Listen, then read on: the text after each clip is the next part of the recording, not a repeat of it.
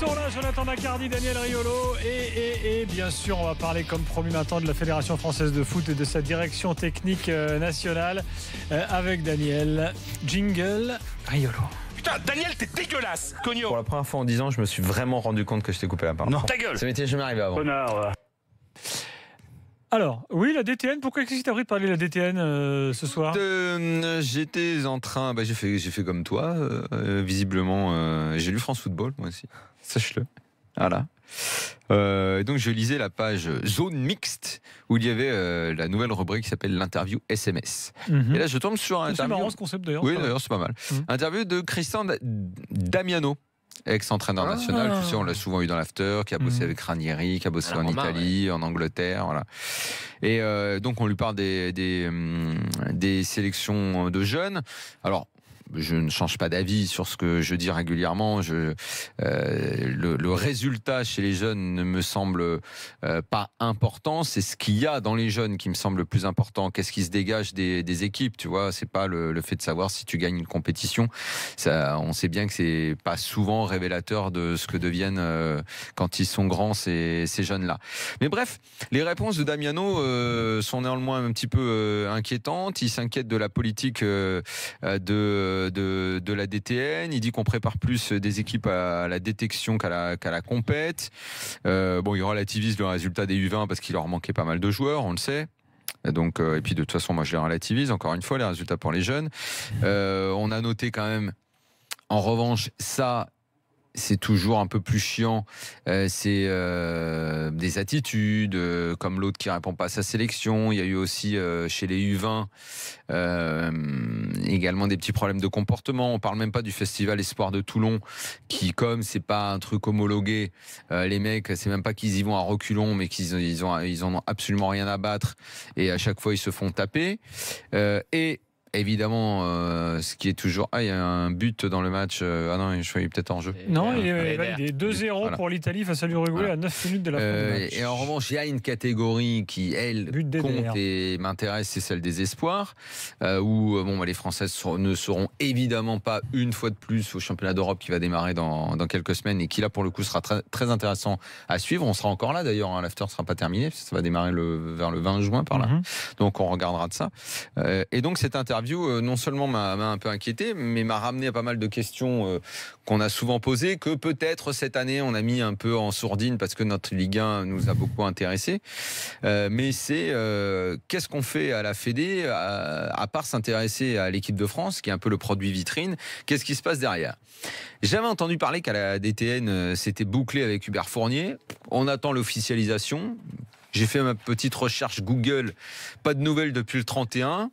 Même s'il paraît que c'est sûr dans les tuyaux et que Jean-Michel Aulas a tout fait pour que ce se passe comme ça, parce qu'il a voulu recaser Hubert Fournier. Oui, c'est lui qui gère ces questions à la Fédé désormais. Oui, Jean-Michel Aulas. qui est d'ailleurs, je trouve ça absolument dinguissime. Donc il voulait garde lyonnais qui a dit non. Maintenant il veut Fournier. Voilà. Je ne sais pas si c'est lui qui a œuvré pour que Ripoll soit nommé. Ça c'est le choix de Marc Keller, qui travaille aussi sur les sélections de jeunes à la Fédé. Et d'ailleurs j'en avais parlé avec ton ami Keller quand j'étais allé le voir à Strasbourg. Ça sera certainement mieux pour lui. Je ne sais pas.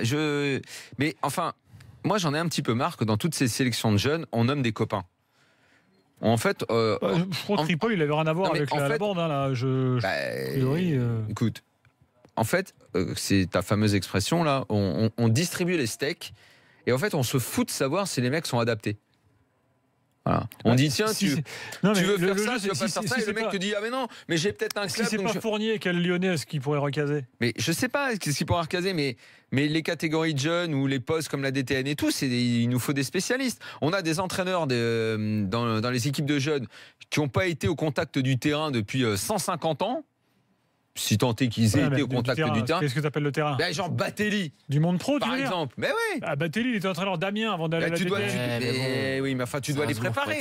À quoi tu dois les préparer ? Amiens, c'était le monde pro. Tu dois pas les préparer à gagner dans leur catégorie, mais à fabriquer chez eux un esprit professionnel.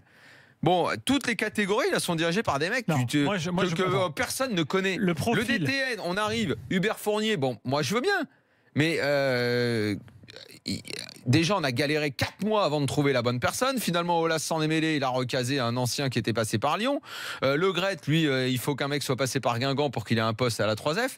Enfin, voilà, ça, c'est très important. C'est ce qu'on fait avec nos jeunes et comment on développe la compétitivité de ces mecs-là. Moi, ce qui m'inquiète Parce que ce qui se passe toujours dans ces cas-là, ce qui est toujours la même histoire, c'est que nos jeunes, qui après sont récupérés par Deschamps, quand ils sont forts, c'est juste parce qu'ils se sont barrés à 20 ans à l'étranger et que Deschamps les pousse à se barrer. Et voilà, et on en revient toujours à ça. Moi, ce qui me gêne plus, c'est plus la qualité de la formation de façon générale. Mais oui, mais c'est ça. C'est ça. C'est plus ça qui m'interroge plutôt que qui est le sélectionneur des moins de 17 ou des moins de 19. Mais il faut que les mecs soient un peu au courant. Non, mais à chaque fois, on nous vend, François nous vend la révolution à la DTN qui apporte. Il y a eu des choses qui ont été faites par Blacard, c'est vrai, sur le jeu, le penser, le jeu. Quand on regarde les jeunes là qui sont en train d'exploser, qui sont en équipe de France, du style Mbappé, Mendy et compagnie, et avant eux Griezmann, Pogba. Non mais Griezmann, c'est pas du tout la France, Pogba non plus. Ils ont rien à voir, ça n'a rien à voir avec le travail de la DTN. C'est des jeunes qui sont partis, comme tu l'as dit, qui sont partis à l'étranger très tôt. C'est des jeunes qui ont eu la chance, par exemple comme Benjamin Mendy, de rencontrer des grands entraîneurs qui leur ont fait passer des caps. Mais jusqu'à présent, j'ai du mal à voir que ce soit quand je regarde les sélections de jeunes jouer, les U20, les U17, les espoirs, je vois pas de ligne directrice dans le jeu. Je vois des joueurs qui sont mal dégrossis. Et je vois pas de politique de formation cohérente sur l'ensemble des sélections. Moi, je n'attends qu'une chose, c'est qu'Hubert Fournier soit officiellement nommé pour immédiatement discuter avec lui de savoir quels vont être ses projets. C'est capital DTN. Il faut revoir toute la politique parce que j'en ai pas parlé, mais la formation de nos entraîneurs. Parce que c'est toujours Guy Lacombe qui s'en occupe. Guy Lacombe, quand même, c'est la base. Qui est quand même un personnage. Tiens, tu lui envoies des messages parce que pour Transversal, je voulais l'interviewer, mais la terre entière répond. Quand tu proposes pour te dire oui ou pour te dire non, Mourinho te répond. Tout le monde. Non, monsieur Guy Lacombe, il te répond pas. Il t'envoie chier, le mec. Enfin, non, il t'envoie pas chier vu qu'il te répond pas. Il t'ignore, quoi. Oui, enfin, c'est envoyer chier, hein. C'est une autre façon d'envoyer chier. Non, mais alors, c'est hallucinant, Daniel, je veux dire. Ces mecs-là sont. Le mec, il est verrouillé, on ne sait pas ce qu'il fait. On a l'impression qu'il est enfermé à Clairefontaine, la double tour dans sa piole. Non, laissez-moi mon taf, surtout, m'enlevez pas. Mais les mecs, il n'y a plus un entraîneur français. Il n'y a plus un entraîneur français. Tous les présidents, tous nos présidents veulent des coachs étrangers. N'importe quel Portugais, bientôt, sans faire gaffe, ils vont prendre le patron d'un bistrot, ils vont même pas s'en rendre compte. C'est le problème principal. C'est hallucinant. Il n'y a plus un entraîneur français.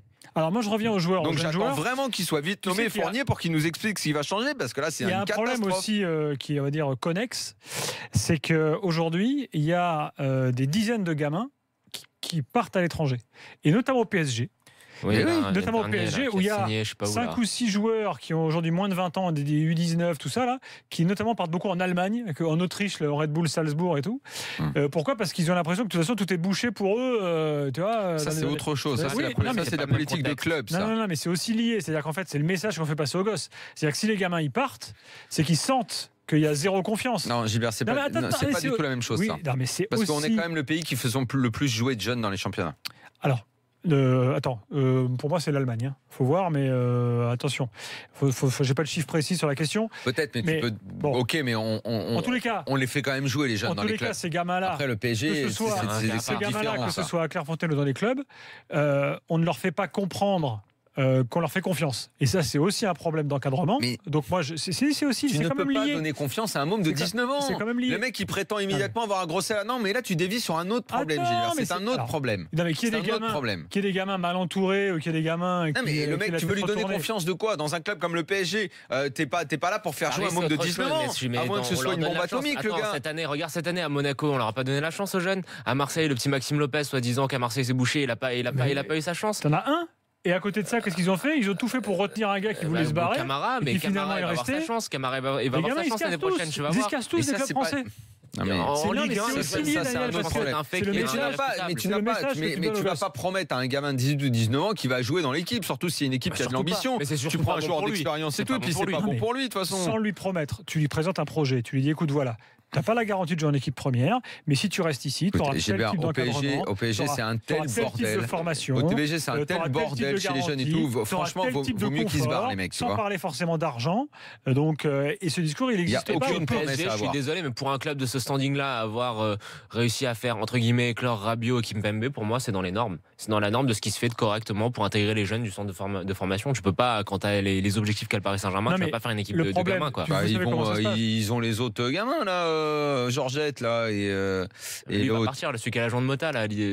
Genre Alex Georgin et. Mais il va pas partir, il va être, il a prolongé, il a signé le contrat. Il va originaire d'ici les Moulineaux. Ils vont être éventuellement. Ce qu'il faudrait, c'est leur faire comprendre qu'il faut les prêter, qu'il faut les prêter pour qu'ils s'aguerrissent. C'est ça qui est important. Dans une et même carrière, prêter. c'est anormal que les mecs partent à 17 ans. S'ils partaient à 21, tu vois ce que je veux dire? Parce que là, t'es bouché, t'as pas le niveau, machin. Non. Très bien. Mais partir à 17, ça n'a c'est rien qu'il y a un souci. Non, mais ça n'a rien à voir avec la DTN. Ça a à voir avec le club. Non, mais le joueur, il est formé par le PSG. Gilbert, ça n'a rien à voir avec la DTN, voyons. Mais souvent, alors, il y a beaucoup de ces joueurs qui viennent de centres de préformation type Clairefontaine ou d'autres. Donc, non, c'est quand même lié. C'est le discours qu'on t'apporte. Penalty sifflé par Turpin et pourtant, c'est pas la Casette qui est tombée. Le discours qu'on t'apporte et le discours qu'apportent les clubs étrangers qui les recrutent. Non, oui, mais ça va aussi de la formation. Désolé, mon petit gars. Non, ça n'a pas à voir avec la DTN. En tout cas, pas pour ce qui est du cas du PSG. Ça vient de la politique sportive. Sur El Shaarawy. Non, si tu avais alors pour vraiment identifier le cas du PSG, ça vient de la politique sportive. Si dans ta politique sportive, tu as un mec qui s'occuppe et qui suit les jeunes depuis le moment où ils rentrent au club. Hein, oui. Ok, et que derrière les gars les suivent, que tu sais qu'ils peuvent faire partie de l'aventure, mais que tu réussis à leur faire comprendre qu'à 18, à 19 ans, ils peuvent être prêtés. Comme Rabiot. Et qu'en gros, ils peuvent être prêtés même. Le péno, but. Qui le Derossi 3-0. Qu'ils peuvent être prêtés même jusqu'à 21 ans, 22 ans. L'année dernière, il y a un de ces gamins qui pouvait être prêté au Genoa. Le club n'a pas voulu. C'est une erreur. Ça, c'est un problème de politique sportive. Surtout qu'en plus, il serait allé à l'étranger, il aurait vu autre chose, il serait sorti de la culture du centre de formation du PSG, là, et il aurait quitté sa bande, et ça aurait été certainement important pour son éclosion physique, mentale, tout niveau. C'est de la politique sportive. Moi, je te parlais de la DTN. De ce qui se passe dans les sélections de jeunes, de la formation qu'ils reçoivent sur les systèmes de jeu, tout ça, et l'autre aspect, la formation de nos entraîneurs. Voilà, c'était tout ça. Confirmation pour Boutaïb. Alors figurez-vous qu'il se barre dans un club turc promu. Oui. Bon. T'es triste? Bah, c'est assez décevant. Je pense qu'il méritait quand même mieux qu'un club turc promu. Donc ils ont dû lui promettre un gros chécos. Donc voilà, sans doute le projet sportif de Boutaïb. Écoute, si l'avancement d'un club promu se barre pour le pognon, qu'il se barre pour le pognon. Dans quelques instants, nous sommes de retour. On a encore un peu le temps là. Tiens, je vais regarder si on a. Ah non. Qu'est-ce qu'on fait? Que Jérôme Thomas, notre producteur. Qu'est-ce que tu as besoin de savoir ce qu'on doit faire? Dis-moi, qu'est-ce qui se passe? C'est une angoisse. Il vient de me dire, on fait la pub. Donc on fait la pub. Et derrière, il y aura le Mercato et les Pascal Perry Awards. Mercato, on a déjà fait le Mercato. Il y a Romercato, Caen et Bordeaux. Ah oui, c'est pas pareil. 3-0 pour l'Italie face à l'Uruguay, on est dans le temps additionnel. Et puis dans l'autre match du soir, entre l'Espagne et la Colombie, il y a un partout. On est en début de deuxième mi-temps. C'est David Silva qui a marqué pour l'Espagne et c'est Cardona qui a égalisé pour la Colombie il y a quelques instants. A tout de suite dans l'after.